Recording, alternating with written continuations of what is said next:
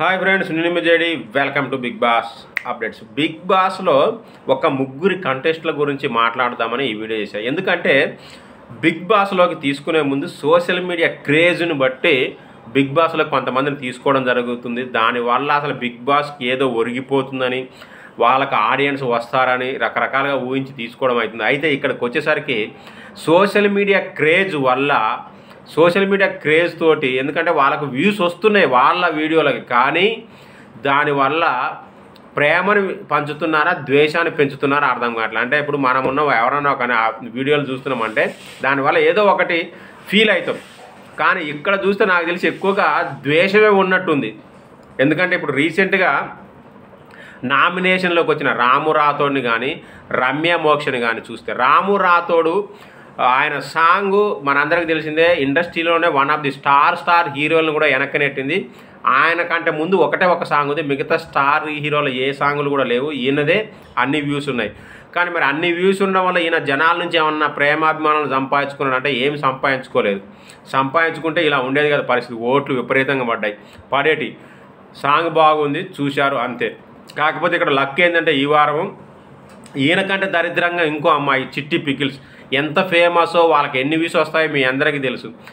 రాము అన్న అంటే రాము మీద కోపము లేదు, ప్రేమ లేదు జనాలకి, కానీ ఇక్కడ చిట్టి పికిల్స్ రమ్య మోక్ష మీద మాత్రం విపరీతమైన కోపం ఉన్నట్టుంది.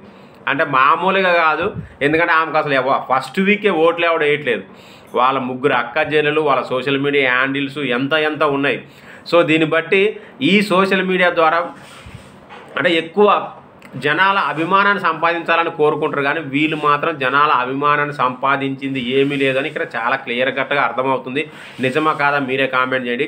సో రమ్య మోక్షం మీద అయితే మాత్రం చాలా మటుకు ద్వేషమే ఉంది, అందుకే ఓట్లు కూడా ఎవరు వేయట్లేదని నేను అనుకుంటున్నా. మరి మీరేమనుకుంటున్నారో కామెంట్ చేయండి, ఎందుకు అనేది కూడా కామెంట్ చేయండి.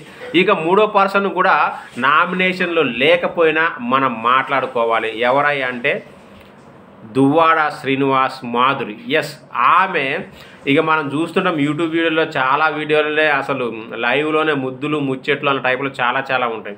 అంత క్రేజ్ సంపాదించిందని ఆమెను తీసుకొచ్చారు. అయితే వీళ్ళ వల్ల కొంతవరకు కంటెంట్ అయితే వస్తుంది తప్ప జనాల అభిమానం అంటే బిగ్ బాస్కి ఎక్కువ ప్లస్ అయితే కావట్లేదు. ఎందుకంటే అభిమానం ప్రేమ ఉంటే ఎక్కువ చూస్తారు, వాళ్ళ కోసం మనం చూస్తారు, కానీ ఇక్కడ అది లేదు కాబట్టి, ద్వేషం ఉంది కాబట్టి ఎక్కువ చూస్తలేరేమో అనుకుంటున్నా. ఆమె నామినేషన్లోకి వస్తే నాకు తెలిసి ఆమెకు కూడా ఎక్కువ మంది అంటే మోస్ట్లీ ఓట్లు ఎవరు వేయరని అనుకుంటున్నా. నిజమా కాదా మీరు కామెంట్ చేయండి. సో వీళ్ళందరి వల్ల రాము బచాయించిపోయాడు. రాముకి ఇప్పుడు రమ్య మోక్ష వల్ల సేఫ్ రాము అనుకుంటున్నా. ఆ తర్వాత నెక్స్ట్ వీక్ మాధురి గారు వచ్చిన ఆమె వల్ల కూడా ఈయన సేఫ్ అవుతారేమో, ఎందుకంటే సాయి శ్రీనివాస్ కూడా ఏమీ లేదు కాబట్టి. సో సోషల్ మీడియాలో క్రేజ్ను వస్తుంది, కానీ ఆ క్రేజ్ కోపంగానే ఉంటుంది తప్ప ప్రేమగా అయితే ఎక్కువ మందికి లేదని దీన్ని బట్టి అర్థమవుతుంది. మీరేమనుకుంటున్నారో కామెంట్ చేయండి. Thank you, bye.